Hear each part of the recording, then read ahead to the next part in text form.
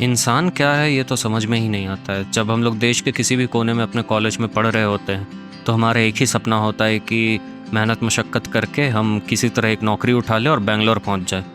और जब बैंगलोर पहुंच जाते हैं तो फिर उसी नौकरी से परेशान होकर वापस उन कॉलेज के दिनों को जीने के लिए बहाने ढूंढने लगते हैं कि कोई तो तरीका हो कि वापस उस शहर जाके उन लम्हों को वापस से जी सके। तो जब ज़िंदगी ने मुझे वापस से एक मौका दिया 5 साल के बाद, तो हम भी अपना बोरिया बिस्तरा बांधे और पहुंच गए उस शहर जहां रहते हुए कभी ऐसा लगा नहीं था कि उस शहर की कभी याद आएगी। भुवनेश्वर। सी। ओ। तो हम पहुंच गए भुवनेश्वर। आपका उतरने के बाद सबसे पहला क्या रिएक्शन है? I love Bangalore. क्या ह्यूमिडिटी है, सुबह के 8 8 बजे। मजा आ गया। मेरा शादी के लिए आया है, मेरा मेकअप सब कुछ उतर के। पूरा crazy I have given up on the weather. Thank you. है। इतनी जल्दी? हाँ, हमको आई हैव प्रेडिक्टेड क्या होने वाला है। है हाँ, क्या होगा? जाएंगे। पागल औरत। इतना प्लेजेंट वेदर था बैंगलोर का, वो छोड़ के हम लोग हाँ, इधर ऊपर से पिछले सड़ने 2-3 दिनों में और ज्यादा प्लेजेंट हो इधर गया है। सड़ने आए हैं हम। अरे ऐसी बात नहीं यार, नया एक्सपीरियंस है, नया शहर है। चलो देखते हैं क्या होता है। देख, आप ऐप खोले, कैब बुक करें। ऐप है, ओला उबर चलता। मेरा बोर्डिंग पास गिर गया। और फिर थोड़ा आराम करके चल दिए कॉलेज की ओर, वहीं पुरानी यादों को ताज़ा करने। तो बताओ, मेरा कॉलेज देख के फाइनली कैसा लग रहा है तुमको? हम सुंदर देखे। हाँ। कॉलेज इतना सुंदर कैंपस था ना, मजा आ गया। मतलब there is stone garden, there is rose garden. Sculpture garden नहीं, उसको स्कल्पचर गार्डन नहीं बोलते। नहीं नहीं, रोज गार्डन, स्टोन गार्डन। तो फिर रोज गार्डन्स में बहुत सारी पंछियां। फिर इन्होंने कौन सी वाली पंछियां? कोई तो था। पैरट्स। ब्लैबर? नहीं, स्पैरो। नहीं, वो स्पैरो नहीं है, वो उसको ब्लैबर बोलते हैं। स्पैरो। उसके अलावा इनके क्लासरूम्स के पास गए। इन्होंने जो गाड़ी बनाया था, ये मेरा मुंडी नहीं दिख रहा है। इन्होंने जो गाड़ी बनाया था वो देखा। मजा आ गया ओवरऑल। मस्त कैंपस है। मेरी गाड़ी देखी, पेंटिंग मुझे आती थी ना, अच्छी पेंटिंग आती थी। अभी जाके मेरे से पेंटिंग नहीं हो रही क्योंकि वो पेंट गन खराब है। नहीं नहीं नहीं, अभी स्किल्स कराओगे। नहीं यार, ऐसा नहीं होता है। उतना मुश्किल टास्क नहीं होता है पेंटिंग करना। देखते हैं, वो नहीं, पर फिर भी स्किल्स कराओ। चलो ठीक है, इस बारे में तो बहस होते रह जाएगी। पर हाँ।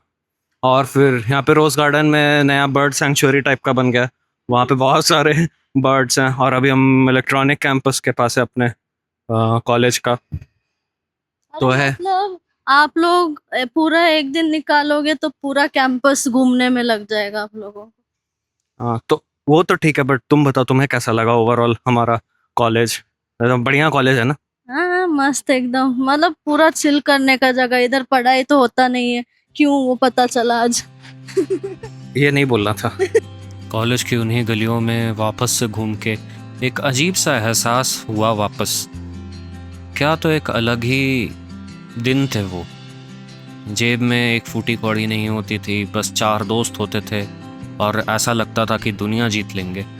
ना कल की परवाह, ना आज का फिक्र, कुछ नहीं। बस ज़िंदगी चल रही थी और एकदम बेहतरीन तरीके से चल रही थी। और उन्हीं दिनों में घूमते घूमते हमने बहुत अनोखी चीज़ें देखी थी, जिसमें से एक है महानदी, जो कि एक 3 किलोमीटर चौड़ी नदी है। एक सिरे से दूसरे सिरे तक जो पुल बना है वो 3 किलोमीटर का है। और ये चीज़ बहुत ज़्यादा फैसिनेटिंग लगता है हमको आज भी। और ये भुवनेश्वर और कटक के बीच में पड़ता है। तो हम कटक जा रहे थे, जो कि एडमिनिस्ट्रेटिव कैपिटल ऑफ उड़ीसा है, जहाँ पे उसका हाई कोर्ट भी मौजूद है। और मौजूद है एक ऐसे शख्स का घर जिन्हें याद करके आज भी मेरे रोंगटे खड़े हो जाते। नेताजी सुभाष चंद्र बोस का घर। तो हम लोग यहाँ पे नेताजी सुभाष चंद्र बोस के घर पे आए हुए हैं। तो आपको कैसा लग रहा है नेताजी का घर देख के? बहुत अमीर थे। वो मतलब तो थे। Architecture wise everything is and it's very well maintained, so it's very nice. आप फिर से बोलना पड़ेगा, माइक मेरे हाथ में रह गई थी। Architecture wise it was very nice. Very well maintained, बहुत अच्छी जगह है। आप मुझे क्यों दिखा? अरे तो आप बोल रहे तो आप ही को दिखाएंगे ना। और यहाँ पे कोयल चिल्ला रही है। उधर ही नहीं दिखेगी। हमारी स्कूटी चोरी हो गई, हमने उधर पार्क किया था, अभी नहीं दिख रहा। खैर वो तो बात की बात है। आप ये बताएं कि आपको कैसा लग रहा है अब तक का सफ़र हमारा, भुवनेश्वर का, कटक जो अभी हम आए हैं नेताजी का घर देखने के लिए। आपको कैसा महसूस हो रहा है? अरे the best part is whether, एकदम अचानक से वक्त बदल दिया, जज्बात बदल दिया। कॉर्पोरेट कर रहा है वेदर पुरानी। मतलब प्रॉपर बादल बादल आ गए, मस्त स्कूटी में घूमने में जो मजा आ रहा है। हम एकदम पूरा नेचर के बीच में, हवा ऐसा ऑपोजिट डायरेक्शन में। हाँ हाँ हाँ। मोर देन ऑपोजिट डायरेक्शन, मेरे को तो हवा एकदम सीधा क्रॉस विंड जैसी लग रही थी। स्कूटी क्या नाच रही थी, मज़ा आ गया था। जो कि अभी मिल नहीं रही है, that's a very different issue है। हाँ? चलो ठीक है, उसको बाद में ढूंढेंगे। पहले मोमेंट लिव कर लिया जाए। मोमेंट लीव, बहुत अंग्रेजी बोलते हैं। अभी अभी देख के आया ना हम लोग की नेताजी की मम्मी अपने डायरी में इंग्लिश में लिखती थी। मतलब नेताजी के बर्थ के टाइम पे वो इंग्लिश पे डायरी लिखती थी, मतलब। कुछ तो अलग भंड था भाई। अभी तो तारपीन तेल पिया है, तारपीन तेल पिया है। कुछ तो अलग ही ब्रेकिंग मारी उसने। खैर तो आप मस्त, बताएं आपको कैसा लगा ओवरऑल। अच्छा लगा। उससे ज्यादा मुझे एक्सप्लेन करना नहीं आता। आपका ओवरऑल टेक अवे क्या है इस शहर, इन दोनों शहरों कंबाइंड ट्विन सिटी जो है उसको लेके अभी तक का ओवरऑल? सड़कें, खाना। अरे हाँ, खाना है। मतलब आप 100 रुपए में पेट भर खाना खा सकते हो, शाम तक कुछ नहीं खाओगे फिर। मतलब खाना इज टू गुड। उसके अलावा सड़कें, जहाँ से हम आए हैं वहाँ के सड़कें और यहाँ के सड़कें आप देखोगे तो हाँ हाँ, जन्नत ही है। तो अभी हम वैसे खाने पे, एक और बात है कि अभी हम जा रहे हैं कटक स्टेडियम के पास दही बड़ा आलूदम खाने के लिए। तो वहाँ जाके अभी हम लोग खाना ही खाने वाले हैं। तो I hope you are ready for that. Yes, I am very hungry. तो चलिए अब सीधा स्टेडियम के पास मुलाकात होगी। उड़ीसा की एक बहुत अनोखी बात है, शायद ये अकेला वो ऐसा स्टेट है जिसने आज भी हॉकी को ज़िंदा रखा हुआ है। और ये स्टेडियम उन्हीं जगहों में से एक है जहाँ पे आज भी ये खेल ज़िंदा है। और इसके जस्ट ऑपोजिट में मिलता है उड़ीसा का वर्ल्ड फेमस दही बड़ा आलूदम, जहाँ पे पहुँच के हम फ़ोटो खींचना भूल गए, हम वीडियो बनाना भूल गए, क्योंकि हमें बस आलूदम और दही बड़ा से मतलब था।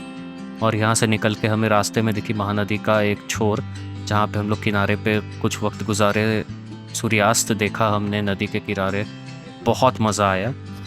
और फिर हम वापस चले गए। और जाते जाते अचानक से इस पुल को देख के ख्याल आया कि ये पुल तो आधा है, लोग फिर भी गाड़ी लेके क्यों चढ़ रहे हैं इस पे। फिर थोड़ी देर बाद ध्यान आता है कि अच्छा, ये पुल आगे जाके मुड़ जा रही है। और फिर वहाँ से हम पहुँचे पोहला। पोहला में अगर आपने रसगुल्ला नहीं खाया तो आपका भुवनेश्वर जाना बेकार है। तो अगर आप कभी भी भुवनेश्वर जाए तो पोहला में रुकें और रसगुल्ला ज़रूर खाएं। और उसके बाद हम वापस अपने होटल की ओर जा रहे थे, जहाँ पे आतिशबाजियों के द्वारा हमारा स्वागत किया गया। और वापस जाते जाते हमारे जहन में यही था कि अब कल क्या करना है, क्योंकि आज का दिन तो बड़ा अच्छा बीता, अब कल का दिन भी तो कुछ करना पड़ेगा ना। तो उसके लिए दिमाग में एकदम ज़ोर शोर से प्लान बना रहे हैं कि ये करेंगे वो करेंगे। लेकिन जिन्हें भुवनेश्वर का पता होगा उन्हें ये भी पता होगा कि वहाँ पे क्या भयंकर गर्मी होती है। तो हम लोगों ने बहुत कोशिश करी पर हम कुछ नहीं कर पाए। ये हमारा प्लेन रनवे पे खड़ा था, उसका एसी ऑन था, तो इतना ज़्यादा ज़ोर से धुआं निकल रहा था उसके एसी से। तो आप इससे अंदाज़ा लगा सकते हैं कि क्या ही गर्मी रही होगी। हमारा प्लान था कि हम कोणार्क पुरी जाएंगे, लेकिन धूप ने हमारी जान निकाल दी थी। तो हमें बुरा तो लगा, लेकिन एक बात की खुशी थी कि हमने अपने पुरानी यादों को एकदम वापस से पुरजोर जिया और बहुत सारी नई, बहुत बेहतरीन यादें बनाई। और उन यादों के साथ अब हम वापस जा रहे थे। तो हम लोग आखिर बैंगलोर लैंड कर चुके हैं रात के 12 बजे। हालत ख़राब हो गई हमारी ट्रैवल करके, और गर्मी से, नींद से भी हालत ख़राब है। तो आपका ओवरऑल कैसा रहा एक्सपीरियंस? बहुत गर्मी था। हम सोचे थे आज पूरी साइड जाएंगे, पर गर्मी के वजह से इतना हालत ख़राब हो गया, इतना हालत ख़राब हो गया कि हम सो गए। But otherwise the city is nice, roads are very nice. हाँ, कभी और जाएंगे ठंड के मौसम में। वहीं वहीं ठंड के मौसम में जाना पड़ेगा पूरी जगन्नाथ घूमने के लिए, पर ऐसे में भुवनेश्वर तो आपका पूरा भ्रमण हो ही गया। हाँ हाँ, भुवनेश्वर तो हो गया, सही था। तो आपको कैसा लगा वहाँ की सड़कें, वहाँ का खाना, वहाँ का मौसम, वहाँ के लोग? हाँ, इतना खाना खिलाया इस आदमी ने मेरे को। मैं लिटरली जो 3-4 kg बड़ी हूँ, अब मेरे को नहीं पता ये घटाना कैसे है, पर आज 3 दिन में 3 kg? हाँ हाँ, आराम से, मतलब पूरा गाल देख लो, पूरा मोटा मोटा बना दिया मेरे को। ये नहीं बोलना था। पर हाँ, ऐसे खाना का स्वाद कैसा लगा ओवरऑल? बस गुड, मज़ा आया, अच्छा था, सस्ते में अच्छा खाना। मेरे को भुवनेश्वर की याद बस दो ही चीज़ के लिए आती है, एक सड़कें, एक खाना। हाँ, इतनी अच्छी सड़कें और इतना सस्ता में इतना स्वादिष्ट खाना, ये दो चीज़ों की वजह से ही हम पगला जाता है भुवनेश्वर को याद करके। वही, it was good overall. Bhubaneswar तो अच्छा था। अब वापस जाएंगे कभी कहीं और, तो फिर से मुलाकात होगी। तब तक के लिए सी यू गाइस।